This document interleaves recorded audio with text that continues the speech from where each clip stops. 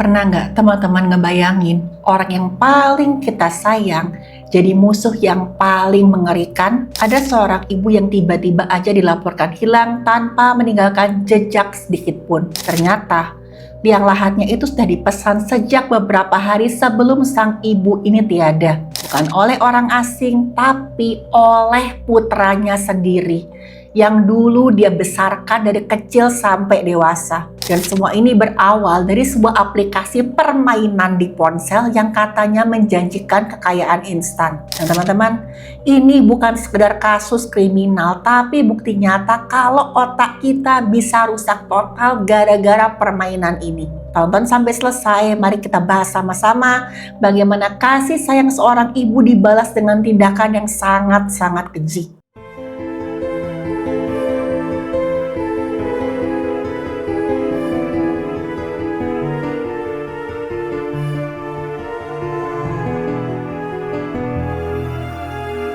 Halo, saya Dr. Stefani. Saya seorang dokter spesialis forensik dan medico legal, dan saya belajar dari yang mati.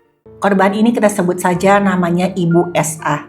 Ibu SA ini adalah sosok yang sangat dikenal baik oleh seluruh warga di desanya. Beliau selalu aktif menyapa tetangga setiap kali keluar dari rumah kayu sederhananya. Makanya banyak banget yang kenal sama beliau. Sampai ini pada satu pagi yang tenang tiba-tiba aja pintu rumahnya tertutup rapat tanpa suara sama sekali. Putranya yang lain merasa sangat janggal nih teman-teman karena telepon Ibu Esa ini sama sekali nggak pernah diangkat. Nah biasanya Ibu Esa selalu cepat menjawab kalau dari putra-putrinya itu ada yang menelpon lewat ponsel. Keluarga mulai mencari-cari ke sekeliling desa tapi nggak ada yang melihat beliau. Karena ketika didatangi di rumahnya, Ibu SA nggak ada sama sekali. Nah, ada tetangga yang ngelihat kok sang ibu terakhir kali diajak pergi ke kebun oleh putranya inisial AF. Warga ngira nih, mereka hanya ingin membersihkan rumput atau menyadap getah pohon karet. Warga masih terus melakukan pencarian mandiri selama beberapa hari, tapi hasilnya tetap nihil. Gak ada petunjuk sama sekali, Ibu SA menghilang tanpa jejak. Apalagi di dalam rumah semua barang tuh masih utuh, sama sekali gak ada tanda-tanda masuk paksa, apalagi perampokan. Dompet, pakaian sang ibu masih tersimpan semuanya rapi dalam lemari. Tapi ada satu yang hilang, perhiasan emas yang selalu beliau simpan dengan sangat baik. Perasaan cemas berubah menjadi ketakutan luar biasa bagi seluruh keluarga besar Ibu SA. Mereka mulai sadar ada yang sangat gak beres. Titik balik pencarian ini dimulai ketika seorang warga mencium aroma yang lumayan busuk dari semak-semak sebuah pohon karet. Aromanya sangat menyengat, khas daging sudah membusuk dari bawah tanah. Dan bau busuk itu justru muncul dari kebun milik Ibu SA sendiri. Warga ingat nih, ada seorang tukang gali yang disuruh bekerja di area tersebut. Tukang gali itu mengaku dibayar Rp300.000 oleh putra korban sendiri. Alasannya sebenarnya sih masuk akal teman-teman, membuat tempat penampungan getah karet. Tapi warga ngerasa nih, lubang ini terlalu dalam, terlalu besar untuk sekedar menyimpan getah. Akhirnya, di suatu hari para warga bersama-sama mereka bawa cangkul untuk membongkar lubang. Tanah digali pelan-pelan dalam 1,5 meter dengan penuh rasa was-was. Ketika tanah digali, bau busuknya semakin menyengat.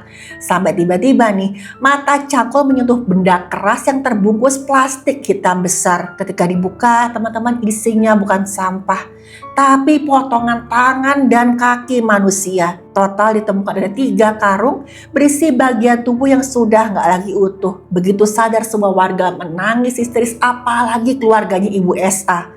Karena mereka memastikan kalau jasad itu adalah memang Ibu SA yang selama ini dicari oleh keluarganya. Pihak yang berwenang dipanggil, mereka bergerak cepat menangkap siapa dalang dibalik semua tindakan keji ini. Semua bukti dan keterangan saksi langsung mengarah ke AF, putra Ibu SA sendiri. AF berusia 23 tahun akhirnya ditangkap tanpa bisa melakukan perlawanan apapun. AF ini teman-teman tadinya cuma pemuda biasa. Dia bekerja sehari-hari, tapi semuanya berubah ketika dia mengenal ada aplikasi permainan di ponselnya. Permainan ini bukan sekedar game biasa. Permainan ini mempertaruhkan uang dan menjanjikan kekayaan dengan cara mudah. Saya yakin teman-teman tahu apa permainan itu ya. Awalnya AF cuma coba-coba, tapi dalam waktu singkat, algoritma permainan ini pun berhasil mencuci otaknya dan kemudian menghilangkan nalar sehatnya. Setelah uang hasil kerjanya habis, bukannya kapok, AF malah ketagihan.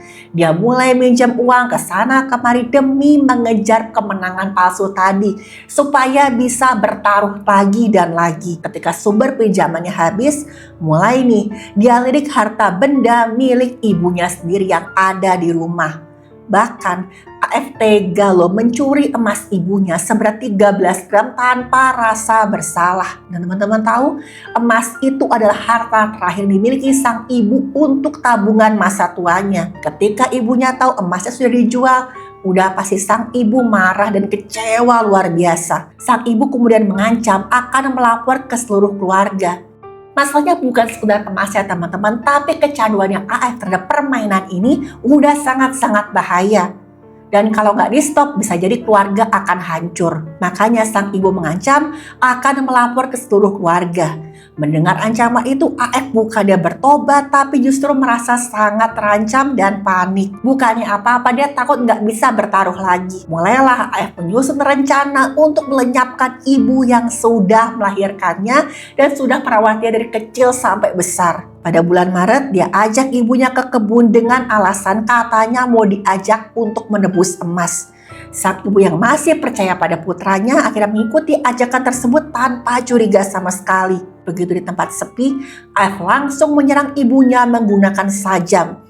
Dia serang ibunya dengan sajam dengan satu hantaman fatal di leher, kemudian langsung membuat sang ibu kehilangan nyawa. Ibu SA kehilangan nyawa di lokasi tanpa sempat minta pertolongan pada siapapun. Setelah dia memastikan ibunya sudah gak ada, AF mencoba membakar jasad untuk menghilangkan jejak kejahatannya. Tapi gara-gara gagal terbakar sempurna, dia melakukan tindakan yang jauh lebih keji. Dia mulai pisahkan jasad ibunya supaya bisa dimasukkan ke dalam karung plastik. Dengan tangannya sangat dingin tanpa rasa bersalah, dia coba kubur karung-karung itu di lubang yang sudah dia siapkan. Yang mana tadi, dia minta tolong sama tetangganya untuk menggali lubang itu. Setelah menghilangkan nyawa ibunya, AF bersikap biasa-biasa aja seakan-akan gak terjadi apa-apa. AF manfaatkan situasi dengan pura-pura ikut merasa kehilangan, ikut merasa kebingungan ketika keluarga yang lain menanyakan kemana sang ibu pergi. Bisa loh, AF ini pura-pura menunjukkan wajah khawatir supaya saudara-saudaranya gak menaruh curiga sama sekali pada si AF ini. Untuk menutupi bau busuk yang mulai muncul, dia sudah menyiapkan lubang yang sangat dalam. Dan teman-teman bayangin deh, AF tuh bahkan ya berbohong pada tukang gali dengan alasan lubang itu untuk menyimpan getah karet. Dia tetap tinggal di lingkungan tersebut selama beberapa hari sambil memantau situasi pencarian. Melihat AF yang begitu tenang ini membuat keluarga sempat fokus mencari sang ibu keluar desa. AF awalnya nggak melarikan diri jauh karena merasa rencana penyembunyian jasadnya sudah sangat rapi. Ya, AF merasa sudah melakukan tindak kejahatan yang sempurna. Dia adakan lokasi pemakaman yang terpencil di tengah kebun karet milik ibunya sendiri. Tapi nih teman-teman, waktu warga mulai membongkar lubang menemukan jasad ibunya, nyali AF mulai menciut. Dia sadar kalau kejahatannya itu gak sempurna. Ketika warga sibuk mengevakuasi jasad, AF mencoba menghilang dari pantauan warga desa. Pihak yang berwenang sudah mencium kejanggalan, mereka langsung melakukan pengejaran terhadap sang putra kandung korban sendiri. Ketika kasus ini mulai terungkap, banyak banget teman-teman yang gak percaya. Kok bisa seorang putra tega menghilangkan nyawa, bahkan misah-misahkan jasad ibu kandungnya sendiri. Tapi teman-teman, secara medis ini bukan sekedar masalah kekurangan iman, tapi memang ada kerusakan struktur dan juga fungsi otak pada pecandu permainan yang mempertaruhkan uang ini. Di dalam otak kita ada bagian yang namanya sistem dopamin atau pusat rasa senang. Permainan ini bekerja sebagai zat-zat berbahaya yang langsung menghantam pusat kesenangan itu berkali-kali. Seakan-akan kita mendapat penghargaan setiap kali menang. Teman-teman bayangin deh, sebuah staklar lampu yang dipaksa nyala ribuan kali dalam 1 jam sampai akhirnya korslet. Ketika seorang menang atau hampir menang sekalipun, otak membanjiri tubuh dengan zat yang namanya dopamin. Zat dopamin memicu rasa senang ini sangat-sangat tinggi kadarnya. Zat ini menciptakan sensasi high atau melayang yang membuat pecandu lupa pada segalanya. Nah, masalahnya gimana kok pada saat sedang kalah? Kadar dopamin ini langsung anjlok drastis di bawah batas normal manusia. Pada titik ini orang yang sedang bermain akan merasa seperti sedang hampir hilang nyawa atau bahkan gak bisa bernapas. Kondisi ini disebut dengan chasing losses, di mana otak memaksa pelaku mencari uang dengan cara apapun. Pokoknya dopamin harus tinggi entah gimana caranya. Nah, secara medis nih, bagian otak depan yang berfungsi sebagai rem, berfungsi mengatur moral kita, mengatur emosi kita, itu lumpuh pada titik ini. Dan akibatnya tadi, pelaku nggak bisa lagi membedakan mana yang baik dan mana yang jahat. Muncullah fenomena namanya fallacy, di mana pelaku merasa kemenangan besar ada di depan mata. Pada kasus ini, demi mengejar ilusi kemenangan itu, pelaku tega menggadaikan emas milik ibu yang dia tahu sangat berharga. Itu harta terakhir ibunya untuk tabungan masa tua. Nah, ketika sang ibu menolak memberi uang dan bahkan mengancam melapor ke keluarga, otak pelaku masuk ke mode bertahan hidup. Disinilah terjadi yang namanya narcissistic rage. Kemarahan luar biasa karena egonya sebagai pecandu pun mulai terganggu. Dan pelaku mengalami yang namanya juga dehumanisasi. Dia nggak lagi melihat ibunya sebagai sosok orang tua, tapi sekedar pengganggu, sekedar objek yang harus dilenyapkan. Dan tujuannya apa? Ya, supaya pelaku bisa mempertaruhkan uang lagi dan lagi, dan mengejar kemenangan semu supaya kadar dopamin di otaknya terus-terusan tinggi. Itulah teman-teman alasan kenapa pelaku itu nggak cuma menghilangkan nyawa ibunya, tapi sampai tega memisah-misahkan jaringan tubuh sang ibu tanpa merasa mual atau berdosa sama sekali. Dan dalam dunia forensik teman-teman, tindakan memisahkan anggota tubuh sering banget merupakan cara pelaku untuk membuang masalahnya. Bagian tubuh yang tidak utuh dianggap sebagai sampah yang harus disembunyikan dalam karung-karung tadi. Tekanan ekonomi dari utang pinjaman tadi biasanya membuat kerusakan mental ini pun menjadi berkali-kali lipat. Otak yang sudah rusak oleh algoritma permainan pertaruhan tadi gak akan bisa sembuh hanya dengan teguran lisan. Diperlukan penanganan medis dan pengawasan yang sangat ketat, sangat serius, terapi oleh psikolog psikiater supaya perilaku agresif seperti ini gak meledak tiba-tiba. Jadi teman-teman, kesimpulannya jangan pernah anggap remeh kalau ada orang yang kita kenal itu mulai kecanduan ponsel. Apalagi kecanduan yang namanya permainan tertentu. Perubahan kimia di otak mereka bisa mengubah malaikat jadi sosok yang sangat mengerikan.